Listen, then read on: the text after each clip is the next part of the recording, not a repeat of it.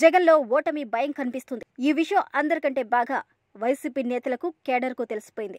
గత ఎన్నికల్లో జగన్ విజయానికి దోహదపడిన ప్రతి అంశం, ప్రతి వ్యక్తి ఇప్పుడు ఆయనకు ప్రతికూలంగా మారిపోయారు. గత ఎన్నికల్లో జగన్ విజయం కోసం కాళ్లరిగేలా పాదయాత్ర చేసిన, గొంతు చించుకుని జగనన్న వదిలిన బాణాని అంటూ ప్రచారం చేసిన సొంత సోదరి షర్మిల, జగన్ అరెస్టు సమయంలో రోడ్డుపై బైఠాయించి కన్నీళ్లు పెట్టుకుని సెంటిమెంట్ రగిల్చిన తల్లి విజయమ్మ ఇప్పుడు జగన్తో లేరు.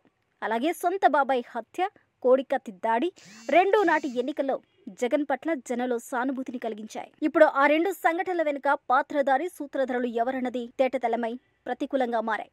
ఇక గత ఎన్నికల్లో తన విజయానికి కర్త, కర్మ, క్రియ అంటూ జగన్ స్వయంగా చెప్పిన ఎన్నికల వ్యూహకర్త ప్రశాంత్ కిషోర్ ఇప్పుడు ఆయన ప్రత్యర్థి శిబిరంలో ఉన్నారు. ఇలా ఎన్నో కలిసి వచ్చి గత ఎన్నికల్లో జగన్ కు జనం ఒక్క ఛాన్స్ ఇచ్చారు. ఇప్పుడు ఆ ఒక్క ఛాన్స్ ఎందుకు ఇచ్చామా అని తలలు బాదుకుంటున్నారు. మరో ఛాన్స్ ఇచ్చేదే లేదు అని ముఖం మీదే చెప్పేస్తున్నారు. ఇటీవల చంద్రబాబుతో భేటీ అయిన ప్రశాంత్ కిషోర్ జగన్ తీరు, వైఖరి, అహంకారం, ప్రత్యర్థుల పట్ల శత్రుపూరిత వైఖరి, ప్రజల పట్ల చులకన భావం ఇత్యాది విషయాలని ఏకరువు పెట్టేశారు. జగన్ ప్రస్తుత పరిస్థితికి ఆయన స్వయంకృత అపరాధమే కారణమని కుండబద్దలు కొట్టేశారు. తప్పు తన వద్ద పెట్టుకుని ఎమ్మెల్యేలను బలుపశువులు చేయడానికి వెనకాడని జగన్ తత్వమే ఆయనతో ఎవరూ కలిసి నడవడానికి అవకాశం లేకుండా చేసింది అని ప్రశాంత్ కిషోర్ తెలిపారు. జగన్ సిట్టింగులను మార్చడం వల్ల ఏం ఉపయోగం ఉండదని, ఒకచోట చెల్లని వారు ఎక్కడా చెల్లరన్న విషయం జగన్ కు తెలియక కాదు అని, కానీ ఎమ్మెల్యేల అసమర్థతే ఓటమికి కారణమని చెప్పుకోవడానికి మాత్రమే జగన్ ఈ కార్యక్రమం చేపట్టారని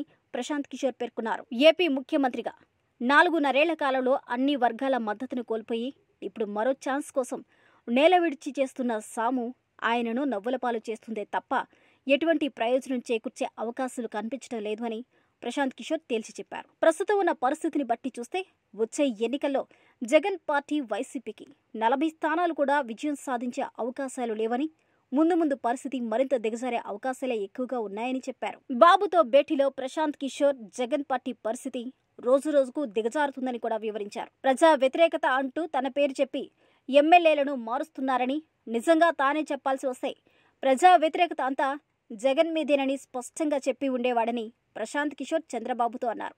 వాస్తవానికి జగన్ తన సమన్వయకర్తల సూచనలు, సలహాల మేరకే అభ్యర్థులను మారుస్తూ ఉన్నారు.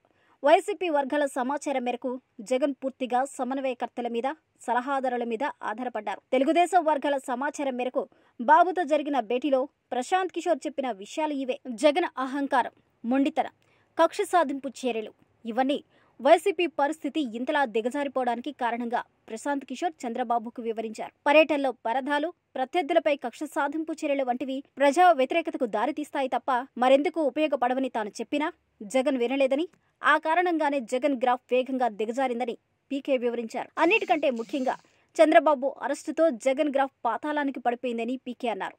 చంద్రబాబుపై ప్రజా అభిమానం ప్రస్ఫుటంగా వెలుగులోకి రావడానికి ఆయన్ను జగన్ అక్రమంగా అరెస్టు చేయడం దోహదం చేసిందని పీకే వివరించినట్లు సమాచారం. ఇక లోకేష్ పాదయాత్ర, జగన్ పాలన వైఫల్యాలు, ప్రజా వ్యతిరేక చర్యలను క్షేత్రస్థాయిలో అందరికీ తెలిసేలా చేయడంతో పాటు తెలుగుదేశం కేడర్లో చైతన్యానికి కారణమైందని, అలాగే తెలుగుదేశం, జనసేన పొత్తు కూడా క్షేత్రస్థాయి వరకు చేరిందని పీకే బాబుకు వివరించారని తెలుస్తుంది.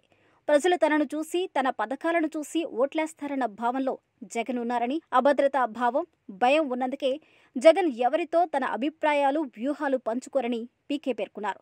ఇక తెలుగుదేశం, జనసేన పొత్తు క్షేత్రస్థాయికి వెళ్లిందని, అభ్యర్థుల ఎంపిక, ప్రచార వ్యూహాలను పకడ్బందీగా అమలు చేస్తే విజయం ఖాయమని పీకే చంద్రబాబుతో చెప్పారు.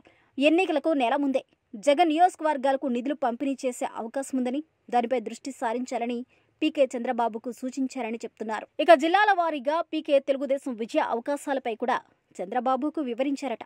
విజయనగరం జిల్లాలోనే వైసీపీ కొద్దిగా బలంగా కనిపిస్తుందని, ఉత్తరాంధ్రలోని విశాఖ, శ్రీకాకుళం జిల్లాలలో కలిపి వైసీపీకి 5కు మించి స్థానాలు వచ్చే పరిస్థితే లేదు అని, గుంటూరు, కృష్ణా, ప్రకాశం జిల్లాలు 3 కలిపిన వైసీపీకి 10కి మించి వచ్చే వాతావరణం లేదు అని పీకే స్పష్టం చేశారని చెప్తున్నారు. రాయలసీమలోని కడపలో 5 సీట్లు వైసీపీ ఖాతా నుంచి టీడీపీలోకి పోవడం ఖాయమని కూడా చెప్పేశారు.